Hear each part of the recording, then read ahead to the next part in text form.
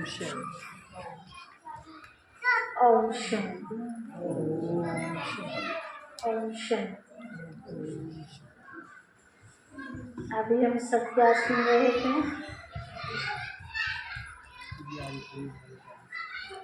बहुत सुंदर भजन सुन रहे थे। क्या लाइन चल रही थी? शर्त निभाले बाबा तुम्हारे काम आए। जी, शर्त निभाले बाबा तुम्हारे काम आए। यारे निभाले, साथ निभाले, यारे निभाले। और एक बहुत विशेष लाइन आ रही थी स्टार्टिंग में ही। हाँ, दुनिया से तो जो मांगेगा तेरी शान जाएगी। तो फिर किससे मांगे? मांगे या काम ऐसा करे कि मांगना ही ना पड़े। क्या करे? काम ऐसा करे कि हमें किसी से मांगने की जरूरत ही ना। परिवार में हम सब देखते हैं, कुछ बच्चे ऐसे होते हैं जिन्हें बार बार बार मांगना पड़ता है अपने माता पिता से, और कुछ बच्चे ऐसे होते हैं जिन्हें मांगने की आवश्यकता नहीं पड़ती, बल्कि माँ बाप उनका अपने आप ध्यान रखते हैं मेरे बच्चे को कब किस चीज़ की जरूरत है। तो हमें क्या करना है? ऐसा बनना है कि भगवान खुद हमारा ध्यान रखे, या भगवान से मांगने वाला बनना है। कैसा बनना है? भगवान अपने आप हमें दे जब हमें जिस चीज़ की जरूरत। कभी गाना सुनते हुए एक कहानी याद आ रही थी कि दुनिया से तू मांगे तो तेरी शान चाहिए।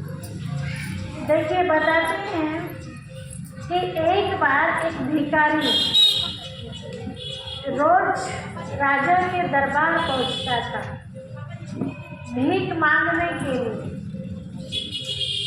वो राजा भी ऐसा था कि भिखारी को कभी खाली हाथ वापस नहीं भेजता था।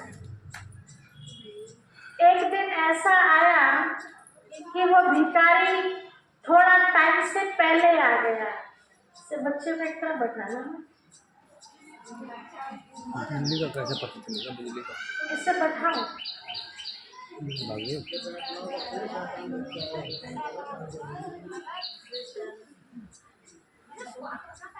तो वो भिखारी टाइम से पहले पहुंच गया,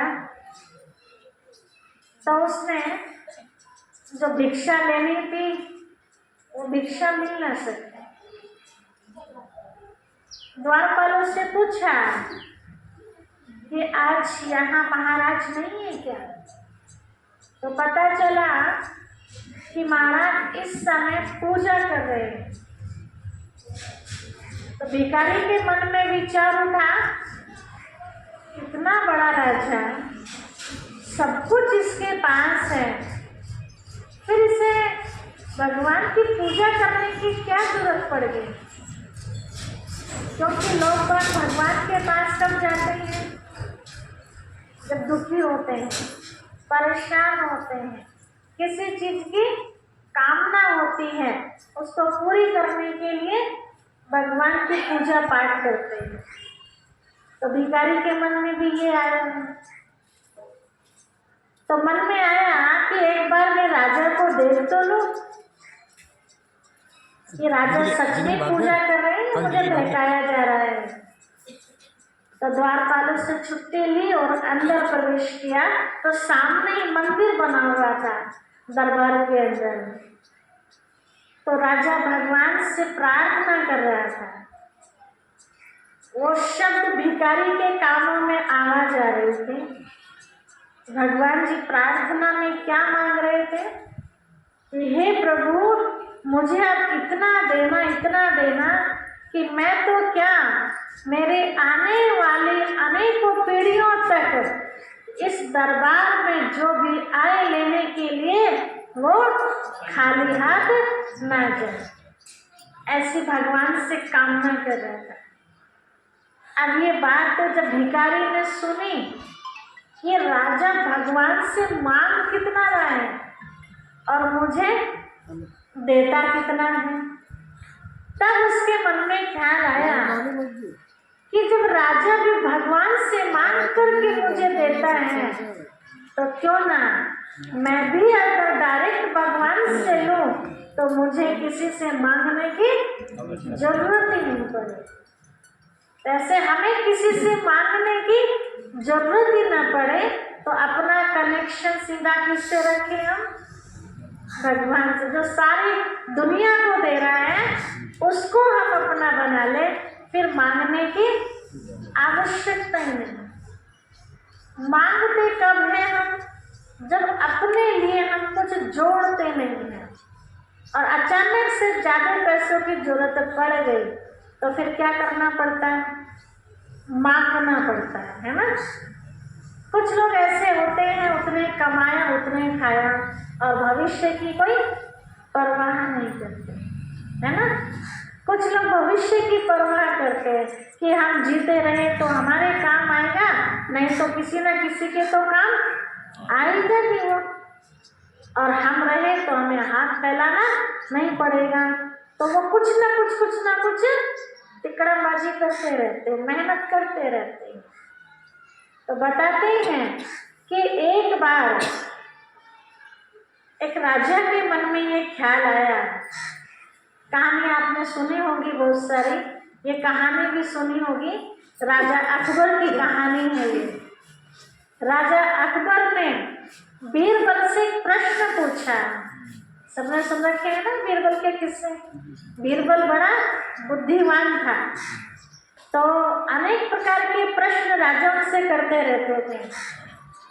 तो ये प्रश्न भी राजा ने बीरबल से किया कि बीरबल तुम बहुत ज्ञानी हो, बहुत समझदार हो, कोई बात ऐसी नहीं जिसकी खबर तुम्हें ना रहती हो।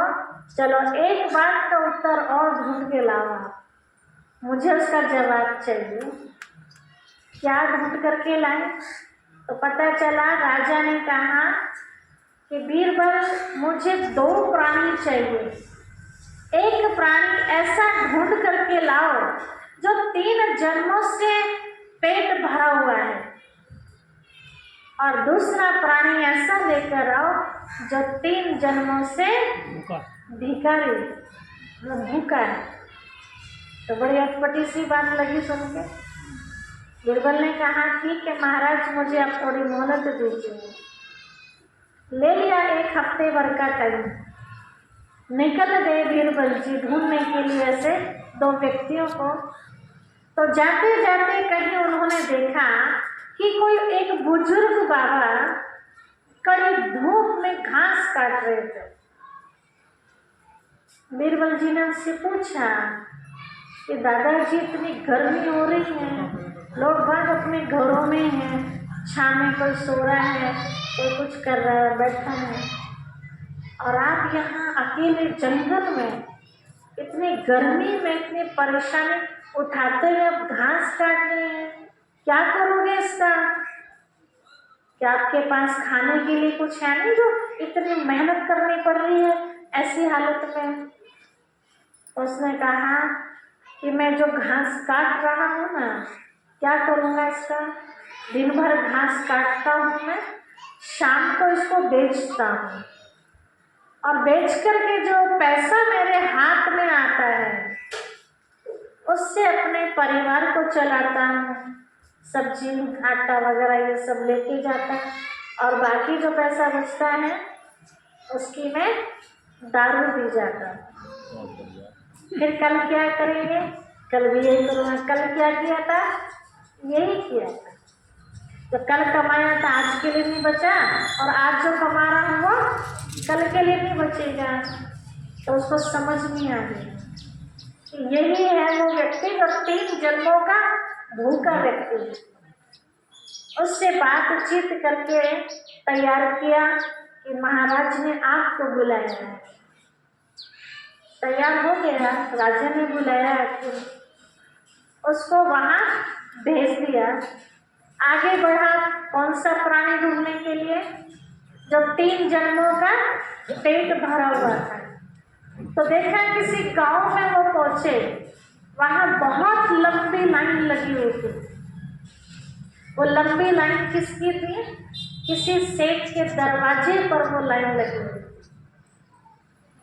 वो घर ऐसा था कि कोई भी उसके दर पर आए 24 घंटे वहां से दान ही होता रहता, कोई भी खाली वहां से नहीं जाता। तो उसको समझ में आया ये है 3 जन्मों का पेट भरा व्यक्ति। पीछे दान करा है इसने, तो आज खा रहा है, लोगों को खिला भी रहा है। अब और आगे के लिए जमा हो रहा है। जो लोगों को खिला रहा है वो क्या हो रहा है? जमा हो रहा है। और जो खा रहा है वो पीछे लोगों को खिलाया। तो पीछे भी भरपूर था, इस जन्म में भी भरपूर है, और आगे के लिए भी पुण्य का काम कर रहा है। तो राजा के सामने ले जाकर के दोनों प्राणी खड़े करते हैं। तो अब हम अपने आप को चेक करें कि उन दोनों में से हम कौन हैं। अपने जीवन को हम देखें। दोनों में से हम 3 जन्मों में जो भूखा हो या पेट भरा, हमारे जीवन में जो खुशहाली है, आज जो भी प्राप्तियां हैं, कुछ इस जन्म की मेहनत है और कुछ पिछले जन्म में जो हमने पुण्य कर्म किए हैं उसका फल है। लेकिन आगे के लिए हम कुछ नहीं कर रहे हैं, ज्ञान का दान नहीं कर रहे हैं, या भूखे को खाना नहीं खिला रहे, किसी की बहुत जरूरतमंद है उसकी हम मदद नहीं कर रहे हैं, तो फिर आगे के लिए कुछ होगा? नहीं होगा ना। तो जो भी हम श्रेष्ठ कर्म करते हैं, हर एक मनुष्य के पास 2 बैंक की छुट्टी होती है, दोनों में आप अपनी एंट्री करा सकते हैं। यहाँ के बैंक में तो सभी करते हैं लगभग। ऐसे कोई है जिसका बैंक में खाता ना हो? हाथ खड़ा करेंगे जरा। जिसका बैंक में अकाउंट नहीं है, आपका नहीं है, जिसका नहीं है वो हाथ खड़ा करो। देखो सबके खाते खुले हुए हैं, कोई भी ऐसा नहीं है ना। अब पैसे भले बैंक में हो ना, तो खाता तो है ही, है ना। कभी ना कभी तो होगा तो डाल देंगे, ठीक है। तो वो सुरक्षा के लिए होता है, कोई हमारा पैसा छीन ना ले, चोरी ना हो जाए। घर में होता है तो खर्च भी हो जाता है, आने के लिए हम उसको रख लेते हैं, है ना। तो यहाँ बैंक में डालने की हमें कितनी चिंता रहती है। बैंक में जब हम डालते हैं, किसी को दिखा के डालते हैं क्या? नहीं डालते ना। क्यों नहीं दिखाते? क्यों नहीं दिखाते? आज मैं 100 रुपये डालने जा रही हूँ बैंक में, बता के जाते किसी को? क्यों नहीं बताते? दीदी कल को डाल देना, आज ही 50 रुपये मुझे दे दो। जी दीदी कल को डाल देना, 50 मुझे दे दो, जरूरत। अच्छा, इसीलिए बताते नहीं, कभी कोई मांग ना ले, और मना कर दिया तो बुरे बन जाएंगे, इसलिए चुपचाप कर जाओ ये काम। किसके लिए करते हैं वो? अपने लिए, है ना। आने वाले टाइम में हमें हाथ ना फैलाना पड़े। तो इस बैंक की हमें कितनी चिंता रहती है, और ये पता है आज मेरी आंख बंद हो जाए तो ये बैंक का पैसा, यहाँ का पैसा यहाँ ही रह जाएगा, ठीक है। ये भी हम सबको पता है कि अगला जन्म भी हमें लेना है। किसी एक भाई का प्रश्न था, पता नहीं किसी ने पूछा था कि बहन जी क्या कभी हम इस चक्र से मुक्त नहीं हो सकते? ये सत्य बात है कि कभी भी कोई भी इस चक्र से मुक्त नहीं हो सकते, क्योंकि आत्मा अजर अमर अविनाशी है। तो आत्मा के अंदर जो पान भरा हुआ है वो भी कैसा है? वो भी अविनाशी है। तो आत्मा के अंदर पान अविनाशी भरा हुआ है, जाने के लिए धरती पर आना पड़ेगा या नहीं? आना पड़ेगा। मुक्त होती है आत्मा, दुखों से मुक्त होती, ना कि वायु बजाने से मुक्त होती। तो आत्मा को अगले जन्म भी लेना है। अगले जन्म में भी हमें सब कुछ चाहिए, चाहिए ना, कपड़ा भी चाहिए, शरीर भी अच्छा चाहिए, मकान भी चाहिए, है ना, रोटी भी चाहिए, सब कुछ चाहिए ना। तो अगले जन्म के लिए हम कमाएंगे नहीं तो मिलेगा नहीं मिलेगा। तो एक बैंक हमारी कहाँ है? भगवान जी के पास, शिव बाबा के पास। किसी ने खोल के रखा होगा खाता, ठीक है, नहीं खोल रखा तो खोल देना,